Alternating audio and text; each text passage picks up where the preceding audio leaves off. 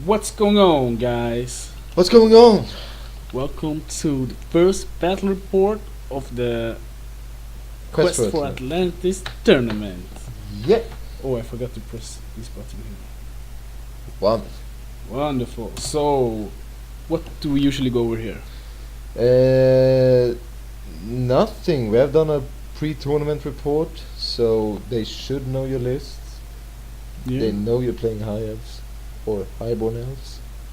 Alright. Alright. So, going into this, you're gonna have to guess what I'm facing. Because co-host Dave took until now to figure out that you actually know from the title of the video what we are facing. So I told him now, like, this is unnecessary because they know what we're facing, and he was like, oh, I hadn't thought of that. A man can dream. A man can dream. But just don't read the titles from now on and play the guessing game. Alright? Thank you. Do it for me. Do it for co-host Dave. What is it? Who is it? Tell me. Oh no. Empire. Yeah. So this is the first game, and this is actually an exciting game. You know why? Yeah, I think I know why. Because this motherfucker, this dude, He's haunted my dreams. man, he thought he could roll up on my boy Dave, start blast him in the head, leave him bleeding on the ground, Leaving me humble. without me seeking revenge. So He thought wrong. God damn it. so jokes aside, like, if you remember the last team tournament we went to, it was T&Q team tournament, three players per team.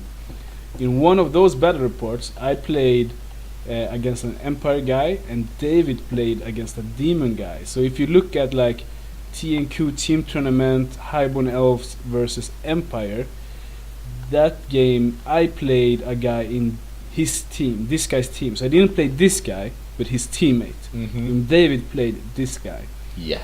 So his teammate played Empire, and then he played Demons, right? Yes.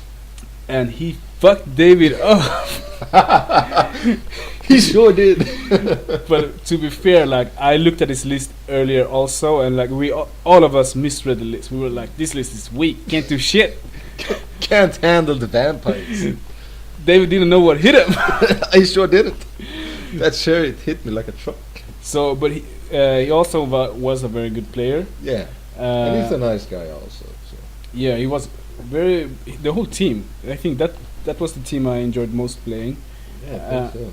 And I played against his Empire friend, and I had a small win, like a 14 win, I think, against him. But it was a tough game. I think it was like really tactical.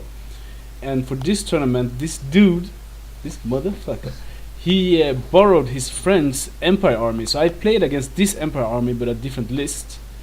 So I get all like PTSD right now. But he's rocking it. And we roll up against each other for the first game. I look at him, he sees me, he's like, it's you. I was like, it's you. The day has come. To see vengeance.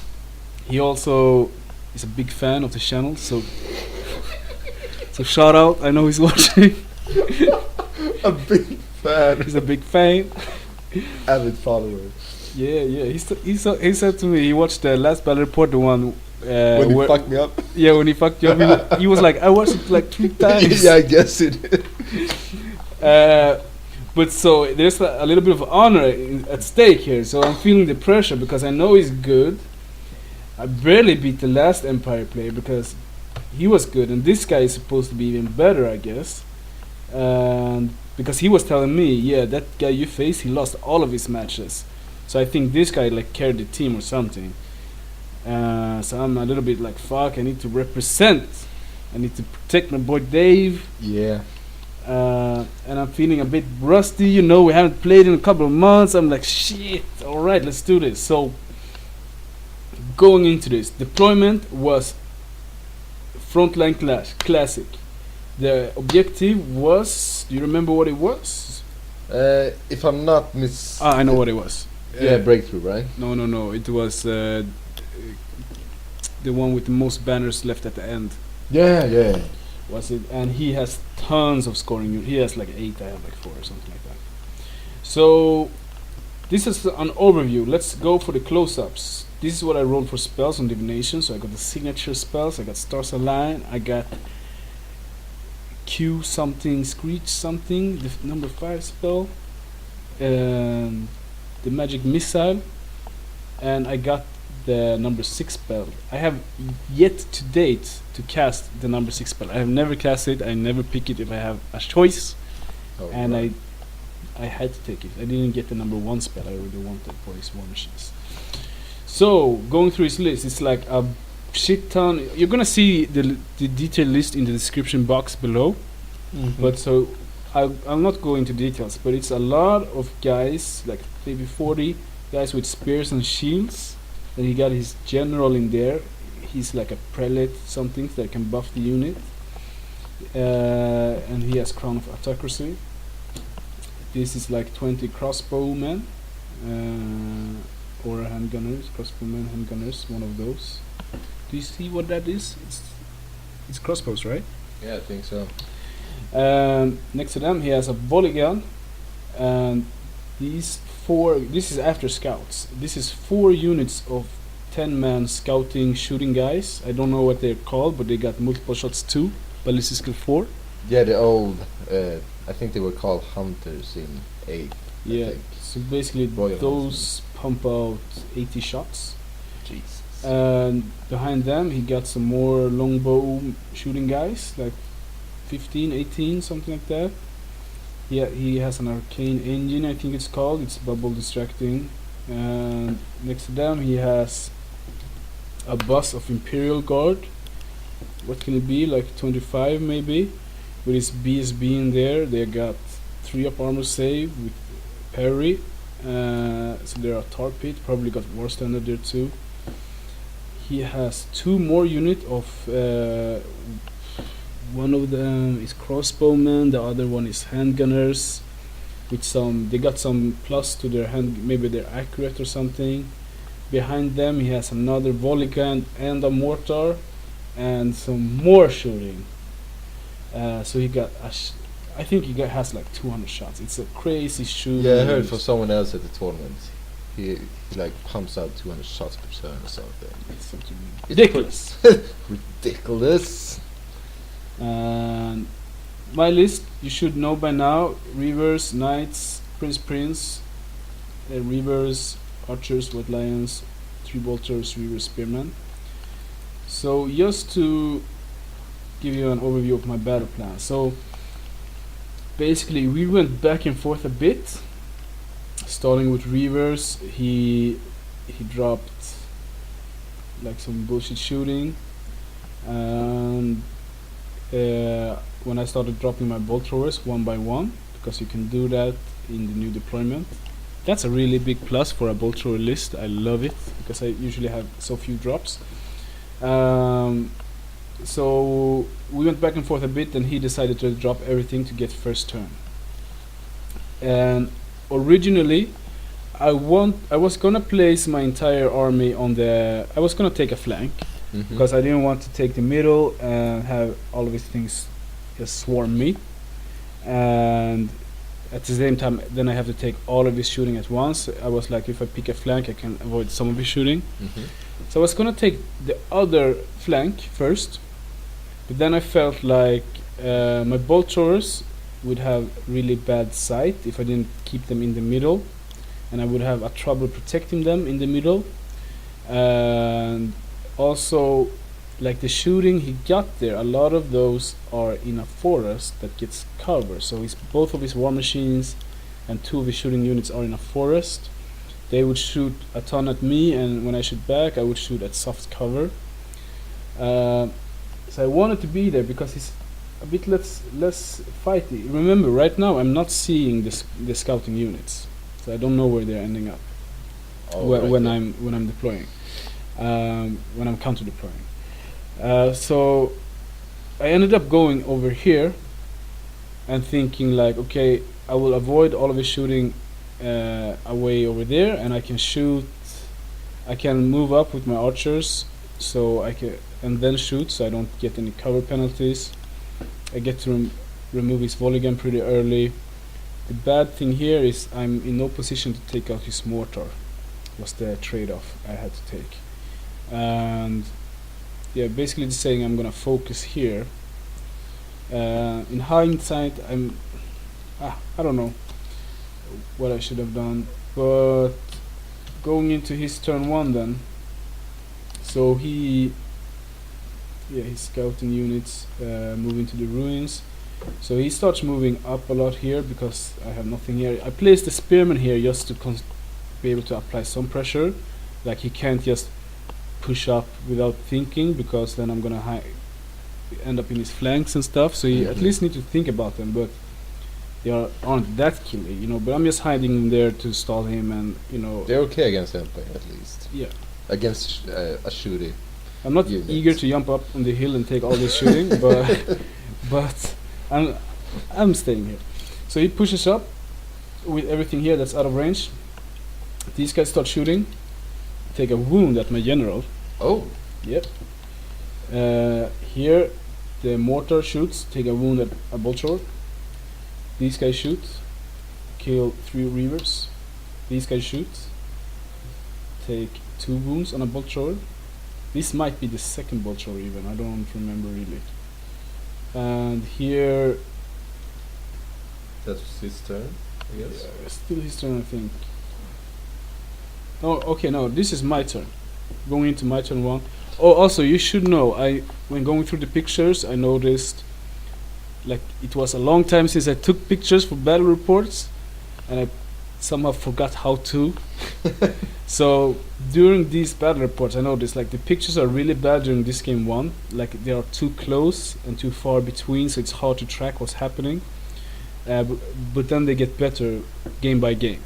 So stay with us. So stay with us. I think they are really bad this game, but they're gonna get better and better. Because a lot of things happened this game, but not all of it got captured on the picture. So this is my turn 1, and this roll here is some kind of magic roll where I rolled a 111, and it was really sad. I tried to kill his volley gun, of course. So I keep shooting. Yeah, this is also some bad shooting roll. I think I'm still shooting at his volley gun. And going to his turn 2. So my shooting didn't do anything turn 1. And yeah, moves them up a little bit. He tries to get in range because he has an alchemy mage in here, and he wants to get in range to do some magic missiles. He was out of range before. Takes out one of the bolters. And your Reavers are gone, I guess. Yeah, my Reavers are dead. Keep shooting. Takes out another bolter. The third panics. And he keeps shooting. Take a wound on this bolter. My turn 2. Alright. So casting spells. Here I got through a spell here. I rolled 6 hits. Yeah, so that was pretty low. That's why I took the picture, but then I killed it with 6 hits. Jesus. Yeah, this might have been like with the spell and the rest of my shooting, maybe. Alright. I don't really remember. Either way. No, the rest of my shooting took out some guys here, and I took out the volley gun too. So I took out some shit this turn. His turn 3. Oh, here is one thing I forgot to take a picture at. You see, let's see. I have the nearest picture. God damn, it's really far back. Really far back. Jesus! Okay. Here, so in my turn 2 it must have been. No, he pushes up here. He moves up another time. No. Here, I regret my deployment in my turn 2. So I decide, because his spearman block. My knights can't charge in there, lethal strikes. 1 chariot is risky. Yeah. 2 chariots can take it, but then I I'm committing a lot of things to a unit in the corner, and Leaving the rest of the armor The- protection, basically. Yeah. exactly. So I was like, I can't really commit. I I like I, I'm gonna have to switch focus and leave that unit be, Yeah. because so far it hasn't moved, and I can start throwing chaff at it and try to rush this side All right. instead. So I'm switching focus, and I missed to take a picture, but that makes it so I move up intentionally with my spearman unit, like 5 inches around the corner on the hill, and give him the charge. All right. Basically, I place it so You move it up to the right. Yeah. yeah, to the right. So basically, what I'm trying to do here is just because now I have turned both my chariots and my white lion unit, so I'm sacrificing my spearman unit. Oh, from this point on, I was watching this game, I think. Okay, maybe. All right. This is like still turn 1, but I forgot to take pictures, so I have to explain like turn 2, 3. Exactly. So Um, just to make it more clear, you turn up your spearmen to the Yeah. right of the hill to bait the shot from the big unit we see in the middle, right? exactly. So my thinking is I'm gonna flee, but I'm trying to, like, if he failed the charge, I'm stalling him. He Mm-hmm. moves really slow. If he makes the charge, I can flank him. Yeah, with the chariots. Exactly. All right. Something like that. And then we jump ahead, turn. This is my turn. So that's why I'm over here. This is 2 movement phases. So this is his. This has to be his turn 4. It has to be. Yeah, I moved up really close. So basically, I was like, I'm gonna flee, and he might catch me, but I didn't want to move, because if I run off the table and he fail charges, he's just gonna stumble forward a little bit. I wanted him to move a lot, so he's gonna catch me. Right. Also, I think I had some. I don't really remember, but I flee far and he rolls low, so he doesn't catch me here. So we're like so, and this now he has exposed his flank. These guys move up. My turn 3. This is I rally. Here is where like his 4 scouting shooting units. Mm-hmm. They have like a double purpose. They shoot a ton, and when I start to try to get through him, he throws them out as chaff. So now when I want to commit and rush his side, he's throwing a lot of chaff at me. So what I did here, it's really bad I didn't take a picture, because you can't really see the clever thing I did. But basically, you see the chariot to the right. Yeah. My 5 knights of Ryma is behind him. All right. So he's chaffing these 2, thinking like I can't get through in any way. He has his mage bunker out of this picture to the left a little bit, and he was afraid I was gonna charge that. That was why he shafts me. Mm-hmm. So, and I can't charge the flank of the Imperial unit either because I'm shaft. Yeah. So basically, my first chariot here charges the unit to the left. My second chariot charges the unit to the left, so that my knights can charge the unit in the front, the All unit right. to the right. All right. He didn't see that coming. He was like, "Oh, I didn't see that. What am I gonna do? What am I going to What do? am I gonna do?" So he thinks about it a little bit and decides to flee that charge. But what's the negative effect for him getting knights in the front there? Basically, you can't see it right now, but I can. After that, I can either try to overrun into the handgunners. There are handgunners on the hill, even though that is empty because they fell off. All right. Or I can reform. I have shaft behind the building that can shaft his spearmen, Okay. Okay. and then he doesn't have other shaft to hold me up. Okay. It was something like that. I don't really remember either. But so they all make it. Yeah, this is how this side looks. All right. And this unit flees, and I thought that was pretty risky because if he fled short, I could catch him and be really close to his mage bunker and reform when I catch him. Yeah. But he fled really far through his mage bunker that's over here. He fled like 12 inches. Jesus. So he bounces through them. So that's why I redirect into the other unit. So all 3 of my units go into this. Alright. The unit to right. Yes. These guys keep on moving. And I don't remember what this is showing here. I don't know what this is showing here. I don't know what this is showing here. Also, You might, yeah. all of this is before charges. Like all the charges I just explained, I still haven't moved them. Alright. So that might still have been his turn. So all of this is probably him just shooting stuff and shit. Alright. So that was his movement. Now we go into my movement, and Just a quick pointer. You might want to explain why there are so few white lines left. yeah, there aren't actually. Alright. By now I just like I said, I want to turn to the flank. Alright. So the white line reformed to face left, Oh. but to fit I had to change to bus formation. So I'm still 5, 10, 15, 20. I'm still 26 guys. Oh, gee. Oh, okay, sorry. They looked like they were like 12. So I just reformed into bus so I can see his flank. And my archers, he killed some archers here. Wound on a bolt thrower. Shoot. Here he shoots with his mortar. There they are. There it is. 1 mortar hit killed 11 white lions. That hurt a lot. He pings off some more with some random shooting. So now it's only 13 white lions left. Here you can see his fleeing unit. That was the one he fled with. So now it's my turn. I'm doing some charges.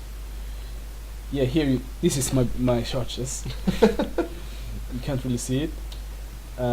So yeah, this is the knights charging past. This is a fleeing unit, and this is his turn 4.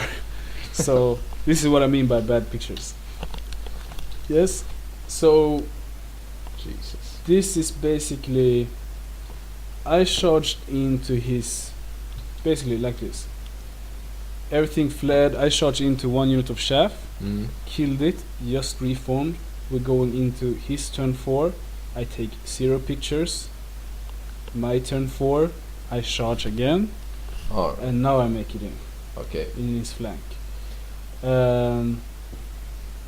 Yeah, so all of these guys got in. That's great, because I need to start picking off some points. I haven't really taken a lot, and I know I'm gonna have a really hard time winning the objective. He's shooting like crazy though, so like I can't really even use my white lions left, so they can't help me get points. So it's basically those units that just charge in. That's what I have to grab points. Alright. And we kill a bunch. He stick on the steadfast test. Yeah, he keeps moving up with the spearmans. The rest are just shifting position to shoot stuff. He's shooting at my archers, my white lions and stuff. Yeah, so he just keeps shoots here. I'm getting fewer and fewer. He already killed all my archers, you can see. And these guys just keep moving up. He has a lot of wounds left. Yeah, a lot of wounds left. You see, everything there in the corner is the dead pile. So I killed a lot, but they aren't worth a lot.